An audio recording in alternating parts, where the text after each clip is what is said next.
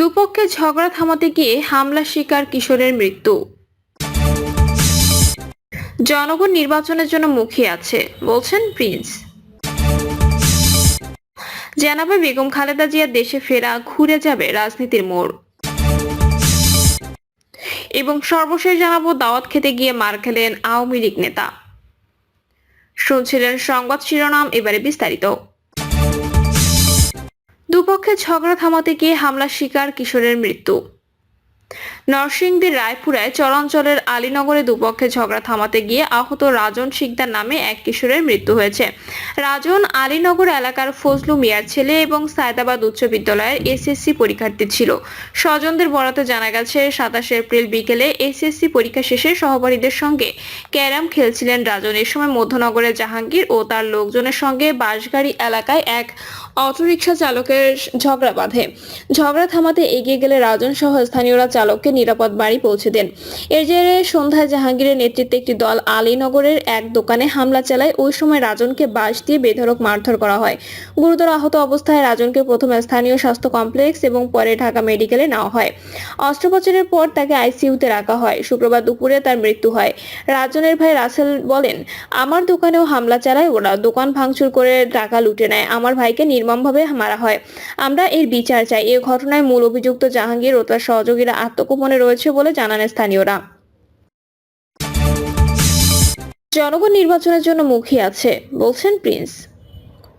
বিএনপির যুগ্ম মহাসচিব সৈয়দ ইমরান সালো প্রিন্স বলেছেন, জনগণের সঙ্গে দেখা হলেই তারা প্রথম প্রশ্নটি করেন নির্বাচন কবে হবে। জনগণ নির্বাচনের জন্য মুখিয়ে আছে। জনগণ ভোট দেওয়ার সুযোগ পেলে ধানের শীষে ভোট দেবে। যারা নির্বাচন পেছাতে চায় তারা জনগণকে ভয় পায়, তারা বিএনপির জয়যাত্রা রোধ করতে চায়। অতীতে স্বৈরাচার এরশাদ ও ফ্যাসিস্ট হাসিনাও বিএনপির জয়যাত্রা রোধ করতে পারে নাই, এখনো কেউ পারবে না। ইমরান সালো প্রিন্স বলেন, বিভিন্ন মহল বিএনপির বিরুদ্ধে অপপ্রচার চালিয়ে বিএনপির ভাবমূর্তি বিনষ্ট করছে। অপপ্রচার, নির্বাচন বিলম্বিত সহ সবকিছুই করা হচ্ছে বিএনপির অগ্রযাত্রা রোধ করতে। কোনো বুদ্ধিজীবীরা এই অপপ্রচারের সুর মেলাচ্ছে। বিএনপির অগ্রযাত্রা রোধ করতে তারা দেশের সর্বনাশ ডেকে আনছে। তিনি আরো বলেন, অপপ্রচার ও ষড়যন্ত্র চালিয়ে আওয়ামী ফ্যাসিবাদ যেমন বিএনপিকে নিশ্চিহ্ন করতে পারে নাই, বর্তমানেও বিএনপির বিরুদ্ধে অপপ্রচারকারী ও ষড়যন্ত্রকারীরা ব্যর্থ হতে বাধ্য। কারণ বিএনপি জনবিচ্ছিন্ন দল নয়, জনসম্পৃক্ত দল। বিএনপির বিরুদ্ধে অপতথ্য দেওয়া হলে জনগণ মেনে নেবে না। প্রিন্স বলেন, বিএনপি ও শহীদ জিয়া আওয়ামী লীগ প্রণীত 72-এর সংবিধান মুক্তিযুদ্ধ জনগণের আকাঙ্ক্ষা অনুযায়ী সংশোধন করেছিল।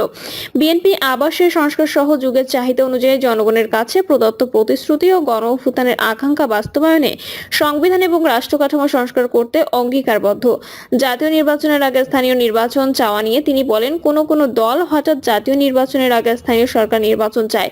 তাদের এই চাওয়ার পেছনে দুরভিসন্ধি রয়েছে। মঞ্চে তারা জাতীয় নির্বাচনের আগে স্থানীয় সরকার নির্বাচন চায়, মাঠে ময়দানে তারা আবার জাতীয় সংসদ 300 আসনে প্রার্থী ঘোষণা দিয়ে নির্বাচনের প্রচারণা চালাচ্ছে। এটা তাদের প্রতারণামূলক রাজনীতি।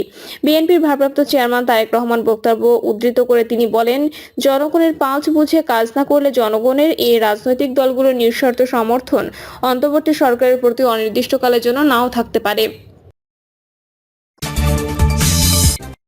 বেগম খালেদা জিয়া দেশে ফেরা ঘুরে যাবে রাজনীতির মোড়। গোটা জাতি এক মহেন্দ্রক্ষণের অপেক্ষায়। বেগম খালেদা জিয়া 2 পুত্রবধূ ও 3 নাতনিকে নিয়ে দেশে ফিরছেন। 4 আগস্ট লন্ডন থেকে রওনা দিয়ে 5 আগস্ট তার ঢাকায় পৌঁছার কথা। বেগম জিয়া শুধু বিএনপি নেত্রী নন, তিনি দেশ ও জাতির সম্পদ। তার জাদুকরী নেতৃত্বে সবাই মুগ্ধ। মাওলানা আব্দুল হামিদ খান ভাসানী, শেখ মুজিবুর রহমান, শহীদ প্রেসিডেন্ট জিয়াউর রহমানের পর তার মতো জনপ্রিয় ও গ্রহণযোগ্য নেতা নেত্রী এদেশে জন্মগ্রহণ করেনি। সেই বেগম খালেদা জিয়া চিকিৎসা নিয়ে দেশে ফিরছেন। তিনি এখন সুস্থ এবং রাজনীতি করার ক্ষেত্রে তার কোনো বাধা নিষেধ নেই। একজন গৃহবধূ থেকে রাজনীতির মধ্যমণি হয়ে ওঠা ক্ষণজন্মা এই নেত্রীকে স্বাগত জানাতে সাজে সাজ রব পড়ে গেছে। খালেদা জিয়ার এই প্রত্যাবর্তন দেশের রাজনীতির জন্য টার্নিং পয়েন্ট। তার রাজনীতিতে ফিরে আসা দেশের রাজনীতিতে নতুন মোড় নেবে। রাজনৈতিক বিশ্লেষকরা বলছেন, বেগম জিয়া দেশে এসে রাজনীতিতে ফিরলেই রাজনীতি মোড় ঘুরে যাবে, সব স্রোত মিশে যাবে বেগম জিয়াকে কেন্দ্র করে। তিনি সর্বজন গ্রহণযোগ্য ব্যক্তিত্ব। রাজনীতিতে তার সুচিন্তিত কোনো সিদ্ধান্ত বক্তব্য মেনে নিয়ে সব মত ও পথে রাজনীতিকরা প্রহর গুনছেন।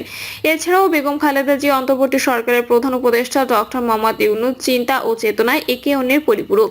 নোবেল বিজয়ী ডক্টর ইউনূসের দুদিনে পাশে দাঁড়িয়েছিলেন বেগম খালেদা জিয়া। 2010 সালে ডক্টর ইউনূসের বিরুদ্ধে ফ্যাসিস্ট হাসিনার তুমুল নির্যাতনের বিরুদ্ধে কঠোর অবস্থান নিয়ে জাতীয় সংসদে বেগম জিয়া যে বক্তব্য দেন সেটি সোশ্যাল মিডিয়ায় ভাইরাল।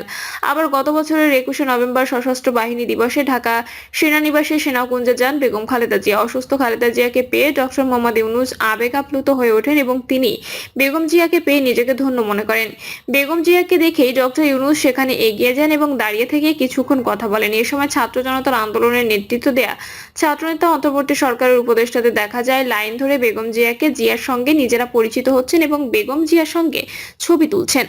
রাজনীতিতে এলোমেলো বাতাস বইছে। 5ই আগস্ট হাসিনার পলায়ন এবং 8ই আগস্ট ডক্টর মোহাম্মদ ইউনূস অন্তর্বর্তী সরকারের প্রধান উপদেষ্টার দায়িত্ব গ্রহণ করায় স্বস্তি নিঃশ্বাস ফেলেছেন। ডক্টর ইউনূস ঘোষণা দিয়েছেন ডিসেম্বর থেকে আগামী বছরের জুনের মধ্যে ত্রয়োদশ জাতীয় সংসদ নির্বাচনের আয়োজন করবেন। কিন্তু রাজনৈতিক দলগুলোর সর্বজন গ্রহণযোগ্য ব্যক্তিত্ব না থাকায় নির্বাচন ইস্যুতে নানাভাবে পানি ঘোলা করার চেষ্টা চলছে। বিদেশ থেকে তারেক রহমানের সুযোগ্য নেতৃত্বে বিএনপি এগিয়ে চললেও নির্বাচন ইস্যুতে জামায়াত এনসিপি ছুরি ঘোরাচ্ছে। রাজনীতিতে খালেদা জিয়ার অনুপস্থিতিতে ছোট বড় দলগুলো নেতাদের বলগাহীন করে তুলেছে। বেগম জিয়া লন্ডন থেকে দেশে ফেরা এবং রাজনীতিতে ফেরা সেই বলগাহীন রাজনীতিতে ফুল স্টপ দেবে। আগামী 5ই মে দেশে ফিরছেন বেগম খালেদা জিয়া। তার সঙ্গে দেশে ফিরছেন তারেক রহমানের স্ত্রী ডক্টর জোবাইদা রহমান, কন্যা ব্যারিস্টার জাইমা রহমান, মরহুম আরাফাত রহমান কোকোর স্ত্রী সৈয়দা শর্মিলা রহমান ও তাদের 2 মেয়ে জাহিয়া রহমান ও জাফিয়া রহমান। খালেদা জিয়া তথা জিয়া পরিবারের প্রতিটি সদস্য এখন রাজনীতির মধ্যমণি। ফলে খালেদা জিয়া দেশে ফেরা কোনো স্বাভাবিক ফেরা নয়। বেগম জিয়া দেশে ফেরার মধ্য দিয়ে দেশের রাজনীতিতে নতুন মেরুকরণ শুরু হবে। দীর্ঘদিন চিকিৎসা নেয়ার বেগম খালেদা জিয়া পুরোপুরি সুস্থ। তিনি দেশে ফিরেই রাজনীতিতে প্রত্যাবর্তন করবেন। রাজনীতিতে খালেদা জিয়ার প্রত্যাবর্তন পাল্টে যাবে দেশের রাজনীতির গতি প্রকৃতি। কারণ বেগম খালেদা জিয়া বিএনপি নেত্রী হলেও তিনি সর্বজন গ্রহণযোগ্য। দেশের কোটি কোটি মানুষ তো বটেই, দেশের ভিন্ন মতের রাজনৈতিক দলগুলো বেগম জিয়ার জাদুকরী নেতৃত্ব দেখতে উদ্গ্রীব। রাজনৈতিক বিশ্লেষকরা বলছেন বেগম জিয়া এখন সুস্থ। তিনি দেশে ফিরে রাজনীতির মাঠে নামলে নির্বাচন নিয়ে যে এলোমেলো বাতাস বইছে তা আর থাকবে না। বিএনপি নেতাকর্মীদের পাশাপাশি দেশের প্রায় অর্ধশত রাজনৈতিক দলের নেতারা বেগম জিয়া দেশে ফেরার জন্য অপেক্ষার প্রহর গুনছেন। এমনকি অন্তর্বর্তী সরকারের দায়িত্বশীল ব্যক্তিরাও বেগম জিয়া দেশে ফেরার পাশাপাশি রাজনীতিতে ফেরার অপেক্ষায়। দেশনেত্রী বেগম খালেদা জিয়া বহু বছর ধরে দেশের রাজনীতিতে কার্যত অনুপস্থিত। জিয়া অরফানেজ ট্রাস্টের পাতানো দুর্নীতির মামলায় ফ্যাসিস্ট হাসিনার ক্যাঙ্গারু কোর্ট বেগম খালেদা জিয়া কেরাত দেয়। ফলে 2018 সালে খালেদা জিয়া গ্রেপ্তার হলে পুরনো ঢাকায় কেন্দ্রীয় কারাগারে বন্দী ছিলেন। করোনা মহামারীর সময় দেশি বিদেশি চাপ এবং স্বাস্থ্যগত কারণে বিগত সরকার তাকে বিশেষ বিবেচনায় কারামুক্তি দিতে বাধ্য হয়। অতঃপর তাকে গুলশানে রাখা হয় অসুস্থতা ও আইনি বিধিনিষেধের কারণে। তিনি রাজনীতি নিয়ে কোনো কথা বলেননি। পুত্র তারেক রহমানকে বিএনপির ভারপ্রাপ্ত চেয়ারম্যান নিয়োগ দেন। পরের বছর অসুস্থ হয়ে হাসপাতালে চিকিৎসা নিয়েছেন। চিকিৎসকরা তার উন্নত চিকিৎসার জন্য বিদেশ নেয়ার পরামর্শ দিয়েছেন। বহুবার কিন্তু ফ্যাসিস্ট হাসিনা তাকে বিদেশে যেতে দেয়নি। তারপর বেগম জিয়া নীরব ছিলেন। গত বছরের 5ই আগস্ট ছাত্র জনতার অভ্যুত্থানে ফ্যাসিস্ট আওয়ামী সরকারের পতন এবং মাফিয়া নেত্রী হাসিনা দেশে থেকে পালিয়ে ভারতে চলে যাওয়ার পর অন্তর্বর্তী সরকারের পরামর্শ প্রেসিডেন্ট মোহাম্মদ শাহাবুদ্দিন এক আদেশে খালেদা জিয়ার মুক্তি দেন। এরপর দুর্নীতি যে 2টি মামলায় সাড়া দিয়ে তাকে বন্দী করা হয়েছিল সেগুলোর রায় বাতিল করছে আদালত। দেশ এবং যে কোনো দলের নেতৃত্বের জন্য ব্যক্তিত্ব খুবই প্রয়োজন। 2018 সাল থেকে বেগম খালেদা জিয়ার বর্তমানে দেশের রাজনীতিতে অববোধ করেছে জাতি। বেগম জিয়ার ব্যক্তিত্ব হলো ভাব গাম্ভীর্যতা, বুদ্ধিবৃত্তি, বাক্য ব্যয়, মোহনীয় আচরণ ও আন্তরিকতার সঙ্গে সিদ্ধান্ত গ্রহণ। বেগম জিয়ার আদর্শ পরিবার, সমাজ ও রাষ্ট্র গঠনে যোগ্য নেতৃত্বের ভূমিকা অপরিহার্য। সঠিক নেতৃত্বের ফলে একটি জাতি তার রাজনৈতিক, সামাজিক, সাংস্কৃতিক, ধর্মীয়, রাজনৈতিক সহ সব ক্ষেত্রে উন্নতি চূড়ান্ত শিখরে আরোহণ করতে পারে, যা বেগম জিয়াকে দিয়ে সম্ভব। আবার দুর্বল বা অযোগ্য নেতৃত্ব জাতির জন্য ভয়াবহ পরিণতি নিয়ে আসে। আমরা যুগে যুগে বহু শাসক দেখেছি যারা একটি সুশৃঙ্খল জাতিকে ধ্বংসের দ্বারপ্রান্তে নিয়ে গেছে, আবার যোগ্যতা, আন্তরিকতা দিয়ে ধ্বংসপ্রাপ্ত দেশকে উন্নতি শিখরে নিয়ে গেছে। বেগম জিয়া তেমন একজন নেত্রী।